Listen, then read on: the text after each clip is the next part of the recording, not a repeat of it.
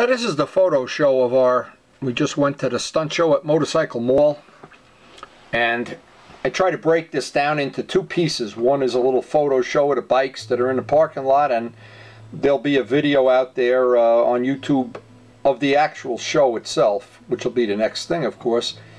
And what I wanted to do is, actually it was raining when I went down there. I still wanted to take the bike down there and usually link up with some of my friends that shared a common interest in motorcycling that we all seem to have. That is, for any stunt show for me, because I'm not a stunt guy, of course, I always enjoy looking at the bikes, checking out the various trends in motorcycling, and there were some real cool ones today, of course. Always looking for some older bikes, some older Kawasaki's, and this one, look at the seat on this one. This one looked pretty, really, I know Luciano would have liked this one. There are a bunch of bikes, and see, I don't really get to hang around with the guys that prefer to bling out their bikes. The people I hang around with are usually more in the the old age home category, or whatever you want to call it. But anyway, it is fun to watch these young guys do their thing, and do their thing they did. The stunt show was great. This was a great show.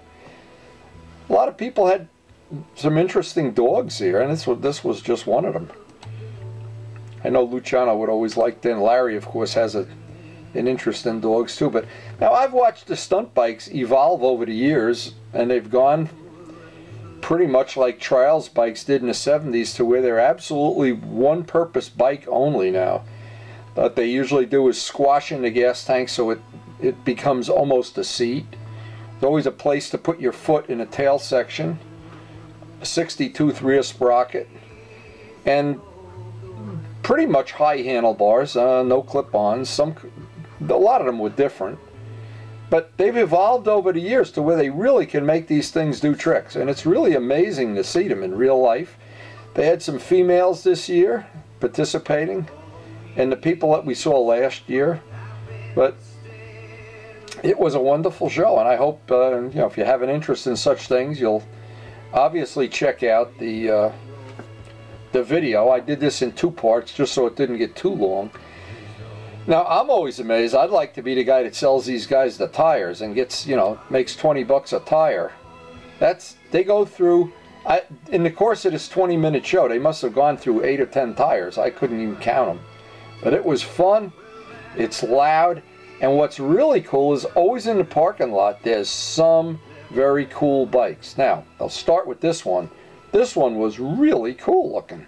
And I looked at this from every angle you could look at it, and I can imagine this would be a great bike to ride up 106 or up the mountain. This would really be, well, any motard bike would be, but this one really looked cool. It's an Aprilia, of course, an XSV. And because Motorcycle Mall sells, the dealership sells these bikes, it'd be very cool to, it's like a little advertisement for them, I guess. They bring out all their heavy artillery. And there was, in the last couple of days, I've seen more of these HR4s. I don't know what the deal is. We didn't see any for a while, and now it seemed like there were 3 up on Perkins the last time I was there. And I'm not sure. Luciano went to a track day. I don't know if there were any at the track day or not, but it seems like they're finally getting them in stock or whatever.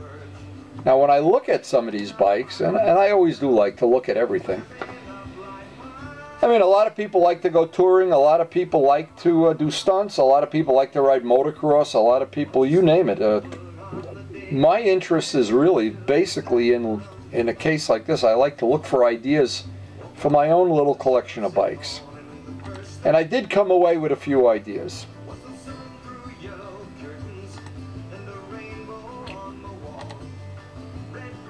There's a cool little dog here. I don't know who belonged to it.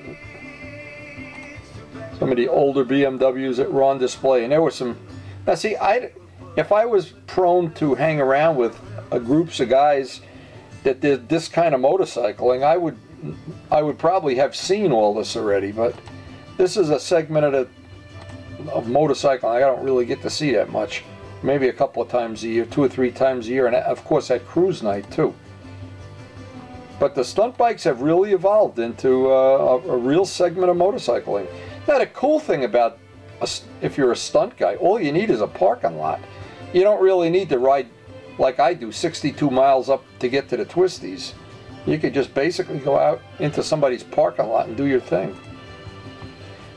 Now this blew me away. This is the first real electric, all-electric motorcycle that I had seen in real life. See the electric extension cord? Now what's funny is that, like we carry tools and spark plugs, he carried an extension cord with him. And I just thought that, I never thought of it, but how cool was that? Now, and I spoke to this guy. Now what I should have done, I really didn't think of doing this because I was trying to save the footage on the camera. There's only so much time on my little video camera. I should have interviewed him because he had ridden this for quite a while. He had upgraded it, and he told us how he put a $2,000 controller. Now you think, wow, that's a lot of money, until you think of what guys put in when they do upgrades to a sport bike. And he had ridden this thing all over New York City. He lived in Montclair, so I told him this would be on YouTube. I hope he gets to see it. But I should have really done it like kind of an interview, because he had 100 little cool things.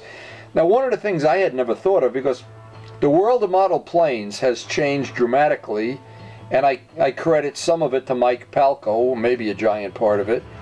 That good friend of ours, Mike Palco, years ago started playing with electrics, and they caught on, and they got better every year, and he pretty much has pioneered that.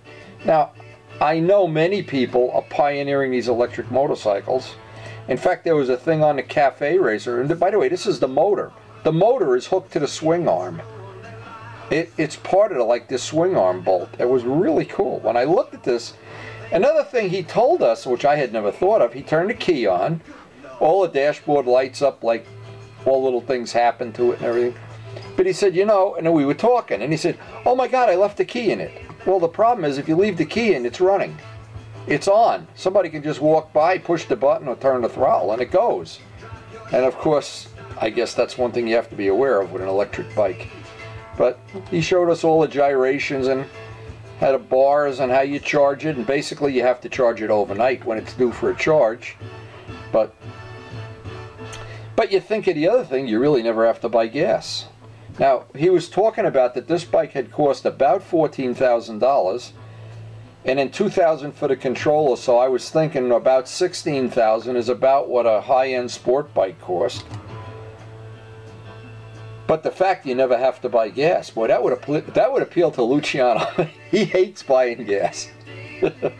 we drive 20 miles out of our way to go buy gas because it's a penny cheaper.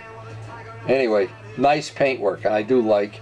These are not my type of bikes, but I understand when you're into this, a big part of it is the paintwork and how many pieces of chrome you can attach to it. And look, he had, and it looked like this would be a cool thing. I'd love to have my grandson's portrait put on the back of the seat. I know Larry has his twins. He has them, just a little tribute to them on the back of his Ducati.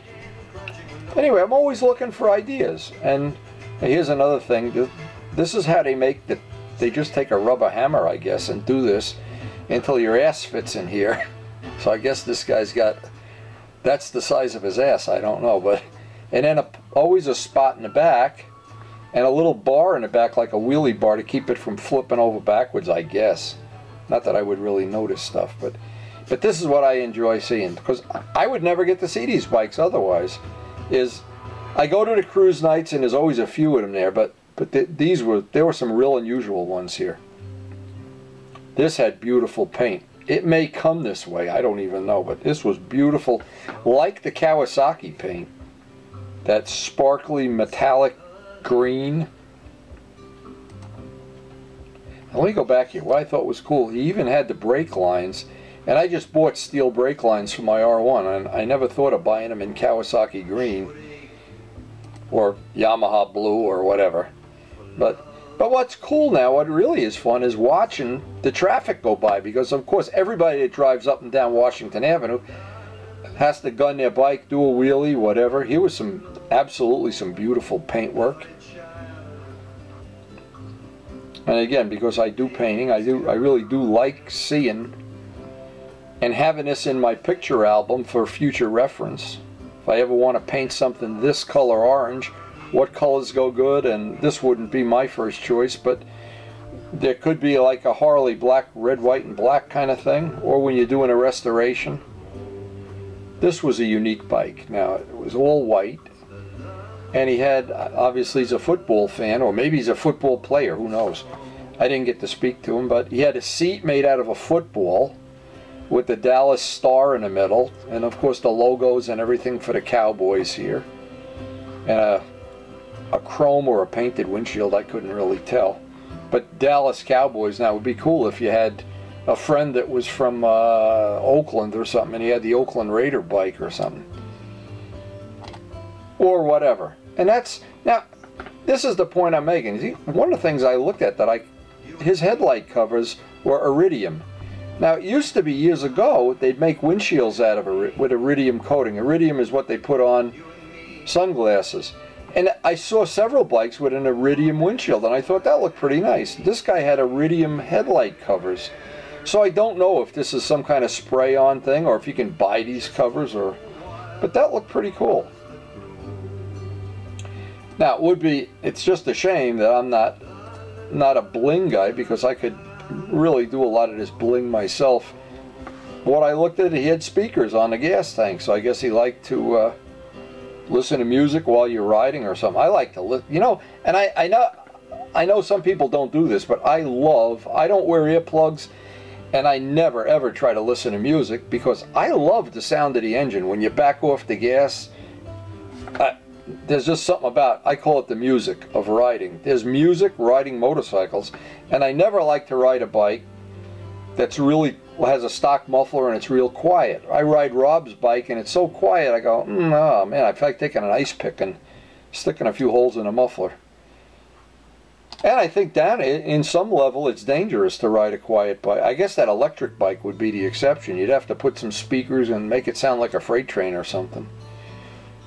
Always, now these are the bikes, and I'm very curious about this because I really don't know. The bikes that they use for drag racing have these real long swing arms, and you really can't tell. I mean, you can't tell because I wouldn't want to push somebody else's bike to the limit, and I don't have a bike with an extended swing arm, but there's always a test, and the test is when we go to track day, we never see one with an extended swing arm, so maybe that's the answer, I don't know. But for riding around the city, and obviously for drag racing, there's some giant advantage to it. Now, here's a cool thing. I was looking at the seats. One guy had a seat made out of an alligator. I don't know, maybe this is an alligator too. A red alligator or something.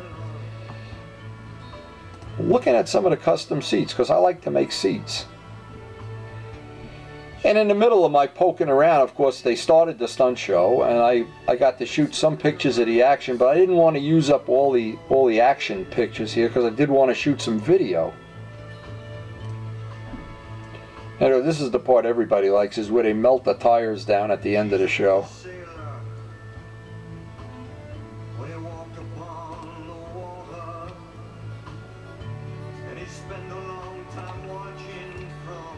And of course, when the guys come out to do their thing, they do their little warm-up. Now, it was raining, and it was, I guess it doesn't affect it. It's not like a track day, because in stunting the traction, you're looking for some spots to spin the tire. So, in fact, maybe it's an advantage that they're on slippery stuff. I don't know. But there was some, if you look at the video, there were several times where you could see the stunt didn't go exactly as planned, but I got to give these guys credit. They really make it exciting, and it's fun to watch. It's loud, it's exciting, and it's hard not to like it. I think this was the female stunter. I'm not sure. It was one gal, and she was just as good as the guys were. And then there was a gal riding a mini bike, and later on in the show, what they did is the guy did stunts with her on the front of the bike, which obviously here they are doing some of their stunts, and At any given time, there was 6 or 8 or 10 bikes out there. I couldn't even count them. And they were doing multiple rolling wheelies and all different stuff, but very cool. Now, the thing I always have trouble with other people is, let's say for instance, if you enjoy going on tour, driving to California or whatever, it's hard to appreciate sport bikes, I guess. If you have a sport bike, maybe it's hard to appreciate Harleys or whatever. But the problem that I've had my whole life is I like all of these motorcycles. I wish I could be like Jay Leno and have, you know, a collection of 100 or something. And I really do like driving a different bike every time I ride, if possible. And what happens if I ride the same bike 6 or 8 days in a row? I get, not bad, I just get bored. I start yearning to ride something different. This was a nice picture here. And all the guys were good. I mean, a couple of them seem a little more experienced, but they all put on a great show. I got to give them credit. And I know when I had a, somewhere in the 70s, I had a 250 Suzuki Trials bike, and I went to a real trials where they had pro trial riders, and I looked at it and I said, man, that's easy, going up these steep hills and going all these tricks, going over rocks.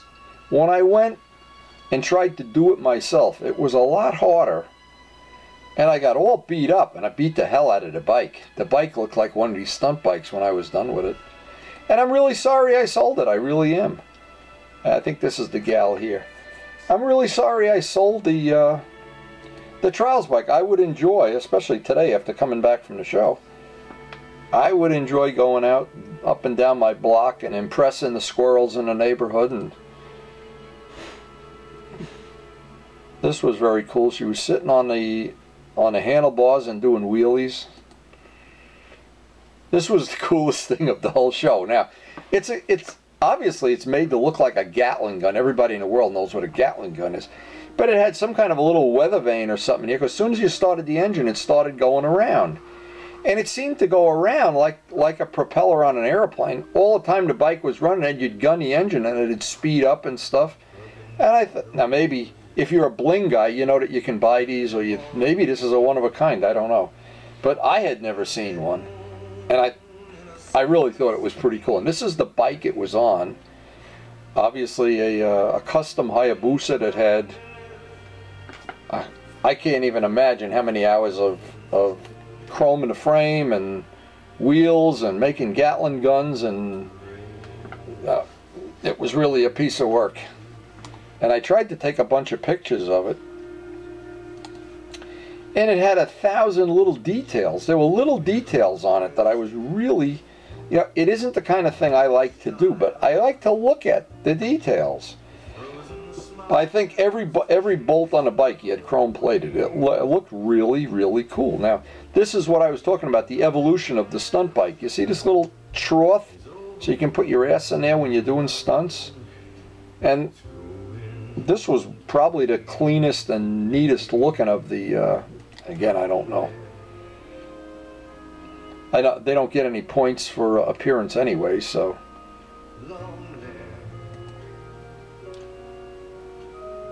But they had a great turnout. Considering it was raining, this was an exceptional turnout. And again, if you do like to see the action in live video, I've got that on video too. Here, if you look at this close, he's got one of the gals from the, I guess they have a club or something, and she's sitting on the front on the gas tank, or maybe she's sitting on the seat and he's on the back. And he was doing stunts with her. Here she is. She's on the bike, and he's standing on the seat. Okay, that's pretty cool. And you know what? I got to admit, I stayed around about an extra 10 minutes to see this guy leave with the Gatling gun. I was just thinking, now if he was, say, he is a cool guy, just to come up with these ideas, and imagine the amount of money went into this project. Now, if this were my bike, I would have taken these lights out and put the Gatling guns facing forward and put red LEDs in them. See, that's why I don't do bling bikes. I'm not that good at it. Anyway, again, I looked at this, and I always think if I was into drag racing, and I was into drag racing a little bit in the 70s, but I just got sick of putting clutches in the bikes. This looks pretty cool. Now they have a jack shaft. Of course, the bike drives, it doesn't, the chain doesn't go all the way to the rear sprocket. It goes to a jack shaft. And I like to look at how some of these, the chain goes to here, and then there's another sprocket that goes back there. But it's really, there's some wild looking stuff going on here. I guess a lot of these guys that do this stuff, they put all the parts on, and maybe they go to the drags, maybe they don't, maybe they just drag up and down Main Street or something. Doesn't really matter. As long as the cops don't throw a net over you or whatever. But some pretty interesting stuff. A real nice Honda. I looked at this real close for some ideas. That was pretty.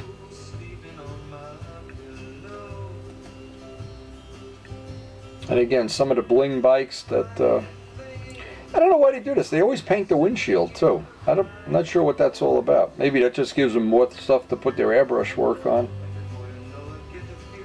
Chromed out frame.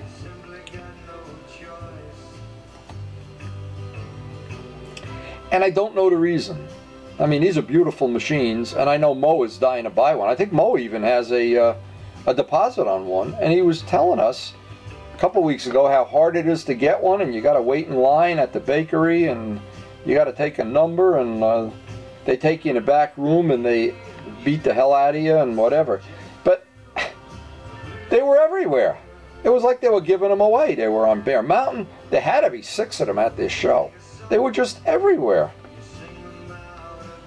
And they really do have some nice wheels. I like the blue wheels. When I was doing the West Cooley bike, and by the way, they look a lot like a West Cooley bike, you have to admit. They copied the West Cooley paint job. Yet in fact, they copied it pretty blatantly.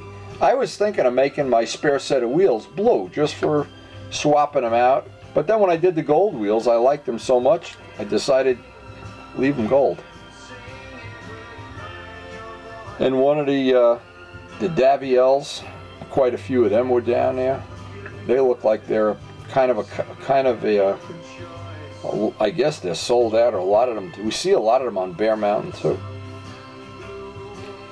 And as I got ready to leave, I was looking at, they were loading up some of the stunt bikes, and I was looking at some of the stuff they do to make the stunt bikes, and I was just thinking, you know, what's good about it, if you make a stunt bike, you can use a bike that you don't have a title to, which we have, and I'm not going to do it, but all the cages that they use to protect the bike must be commercially available now, and I'll bet all the parts have evolved to the point where you can pretty much put one together from a catalog. Very, very, very cool stuff. I have to admit, this was a day that I enjoyed the hour I spent down at the stunt show, and I hope you enjoyed the video.